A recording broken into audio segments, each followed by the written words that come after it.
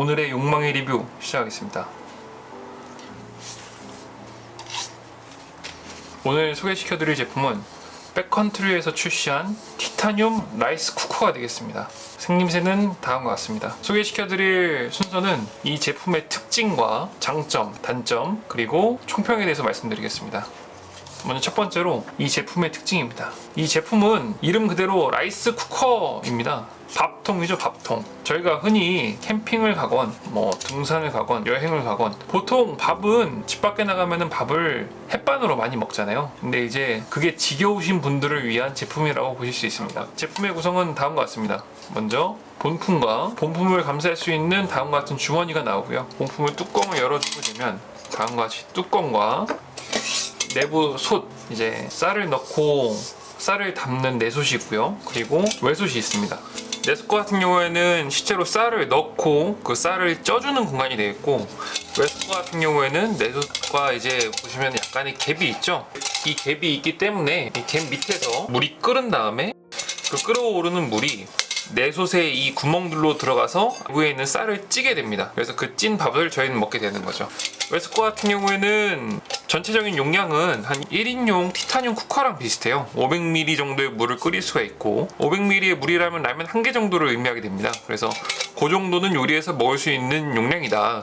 그리고 또 후면에 보시면 다음과 같은 손잡이가 있는데요. 손잡이도 되게 간결하게 잘 만들어져 있고 무척 튼튼한 편입니다. 그리고 밑에서 불을 쓰게 되면 손잡이가 멀리 있기 때문에 뜨겁지 않은 상태에서 들 수 있고, 마찬가지로 조립을 한 상태에서 위에 보시면 여기도 손잡이거든요. 그래서 이쪽을 이렇게 드시던가 이쪽을 이렇게 드시면 되겠습니다. 이렇게 들었을 때의 장점은 나중에 저희가 이 밥을 완성을 하고 나서 뚜껑을 열 때 이렇게 제껴서 열게 되거든요. 그랬을 때 뜨겁지 않은 상태로 내릴 수가 있고, 그 상태에서 손잡이에도 다음과 같이 이제 뜨겁지 않게 하기 위한 실리콘 재질의 바킹이기 때문에 잡고 들면 뜨겁지 않게 됩니다. 맥시멈으로는 3인분까지 밥을 할 수가 있습니다. 280g 정도가 3인분이기 때문에 280g의 쌀을 넣고 뒤에 보이시는 이 정도까지 물을 넣게 되면 충분히 3인용의 밥을 할 수가 있고요. 1인용으로 이런 쿠커 어떠실까요? 1인분의 밥을 만들 수 있고, 그리고 밥을 하고 나서 이 쿠커에는 탕을 끓일 수가 있습니다. 간단하게 어묵탕이라든지 라면이라든지 그런 음식을 할 수 있는 구조이기 때문에 경량 백패커에게 있어서 이 정도 되는 사이즈는 무척 실용적인 것 같아요. 그래서 패킹을 하였을 때는 이렇게 넣어서 비닐봉투에 담은 쌀을 넣고 그 위에 경량 버너를 넣게 되면 패킹이 가능한 사이즈가 되겠습니다.